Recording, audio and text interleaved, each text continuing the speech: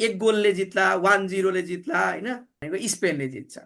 अहिलेसम्मको प्रेडिक्सन जस्तै यस्तो हो मिलिरहेछ सुन्नुहोस् न, अरे। मैले अक्टोपस भयो अहिले कुखुरा सुन्नुहोस् न, भएछ। यस्तो यस्तो यस्तो जस्तै आज फाइनल होइन, सबैजनाले अर्जेन्टिना अर्जेन्टिना अर्जेन्टिना पुरानो टिम भएर होला सबैले अर्जेन्टिना भनिराख्नु भएको छ, मेस्सीको फेनहरू पनि धेरै भएर होला होइन।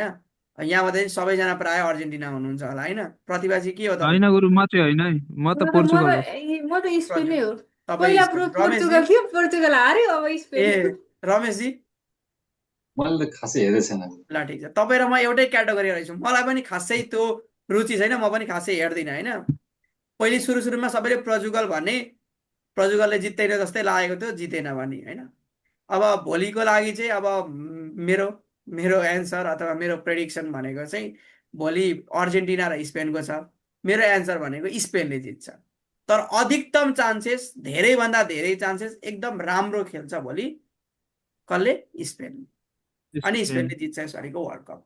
ल ठिक छ। भोलि भोलि स्पेनले जित्यो भने एउटा स्वस्ति वाचन गर्ने। हो हो, राजकुमारजीले वाचन के गर्नु। गर्ने नि? स्वस्ति वाचन, स्वस्ति नै स्वस्ति गर्नु। वाचन। ल अब भोलि स्पेनले जित्छ, हेर्दै हेर्नु न, 3-2 त्यस्तोले त्यस्तो त्यस्तो खराब हुँदैन क्या, राम्रो राम्रो जान्छ म्याच, हेर्दै हेर्नु, टफ टफ लेभलमा जान्छ। एक गोलले जित्ला 1-0ले जित्ला होइन, त्यस्तो धेरै फरक पनि आउँदैन र त्यो पनि स्पेनले नै जित्छ क्या। स्पेनको अधिकतम चान्सेस छ हेर्नु यसपालि जित्ने, अधिकतम अधिकतम। ल